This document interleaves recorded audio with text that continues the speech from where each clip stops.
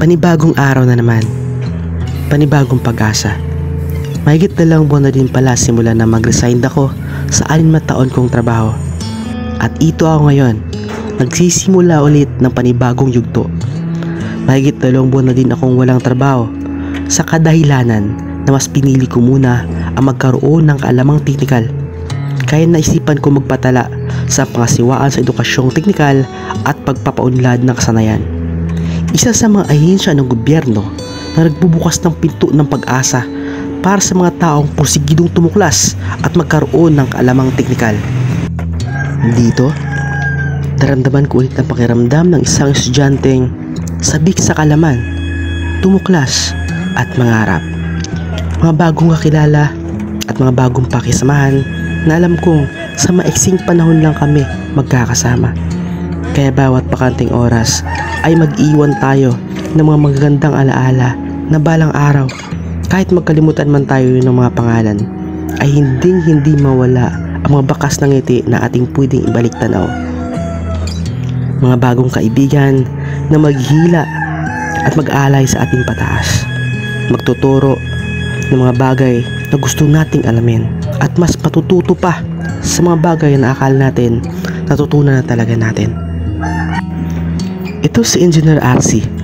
Siya ang nagtuturo sa amin sa mga kaalamang electrical station and maintenance for National Navega 2. Hindi lang pagtuturo ang kanyang ibinabahagi sa amin, kundi pati pagpapayo sa amin bilang kanyang mga estudyante. Disiplina, determinasyon at diskarte para harapin ang mga hamon sa buhay. Isa siyang inspirasyon at magandang halimbawa. Sa sobrang paghahanga ko sa kanya, minsan naisipan ko ngayaan siyang mag-jogging. Biro lang po. Baka mapanood niya to eh.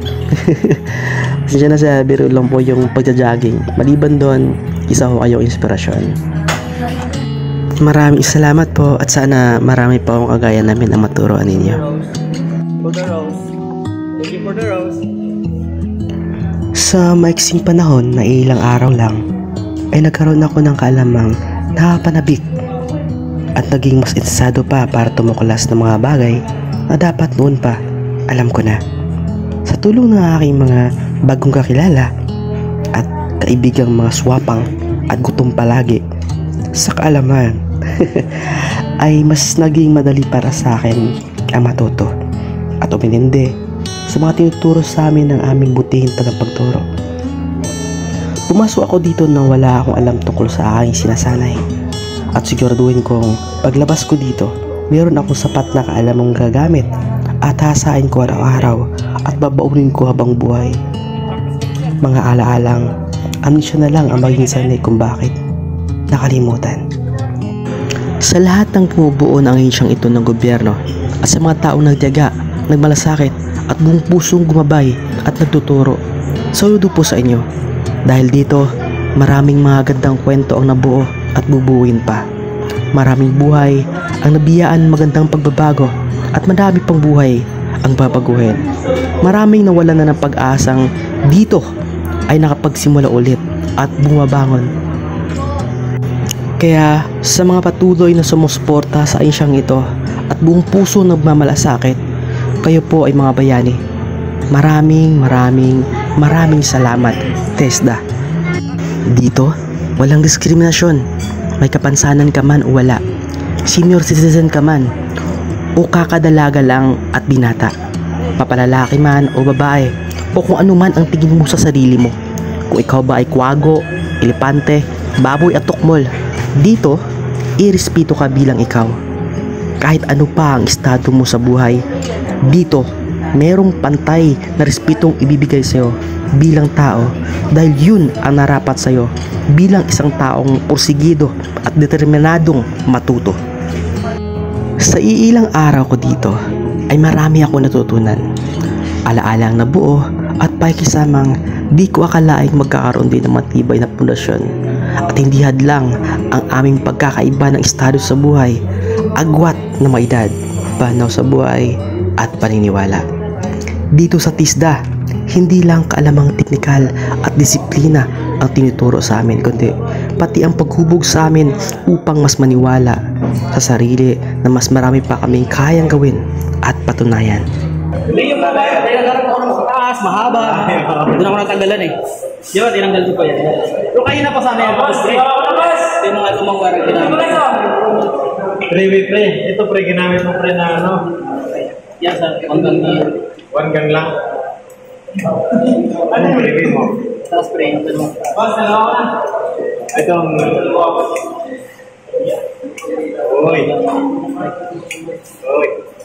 Hanggang na yan, pre. Yung sa taas pre, yung three-way. Yan, pre.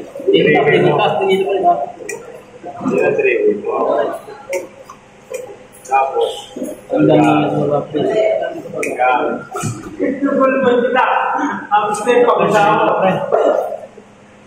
Ngayon, ba't dalawa ako? Dalawa? Banda, yan, pre, three-way sa taas. Ito mo sa taas, pre, three-way yan na. Boss, anong gagawin natin, boss? Entrance na, boss. Gagawin mo single season on three-way. Tumawag ka rin sa light ng kurena ka. Tapos ito rin itong ilaw mo. Hindi pala yan? Hindi.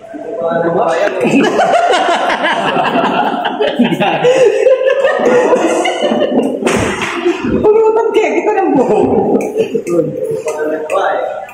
Ito na three-way mo. Ito na lang yan, pre. Three-way. What? Ilawan lang na yung pre. Kasi sa kusina yung pre. Bagong ilaw eh, no? Upo eh. Saan tumunta? Yan lang yung pre. Hindi mo gano'n. Hindi ko pa natutrito ah. Ayun mo na pre. Return ng ilaw. Ayun na pa yan tapos pre. Yung mawar lang. Return ng ilaw. Ito pre, yung dilaw. Rekta na yan lahat pre. Lahat na itim pre. Return yan pre. Ayun din mo dito. Yan pre, return yan pre. Itong kulay dilaw mo. Yan sa rekta niyan sa dilaw pre. Sa ilaw mo. Ito yung light mo. Clear mo. Lang na yun. Ay, ito ang common mo. Yellow. Yan pre, mga return yan.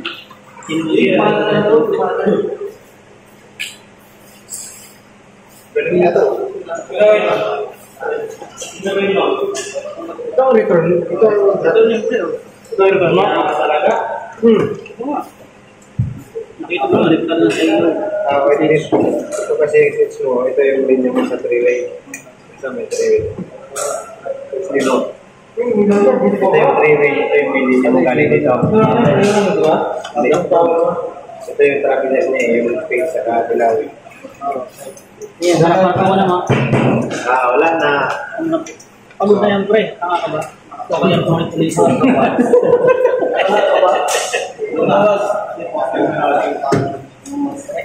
Ayan.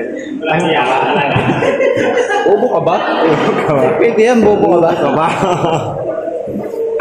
Sa mga nakasama ko sa painan ng paglalakbay kong to, marami pa tayong libreng gravy na uubusin.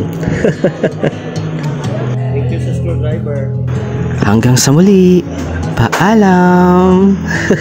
Duh. What if we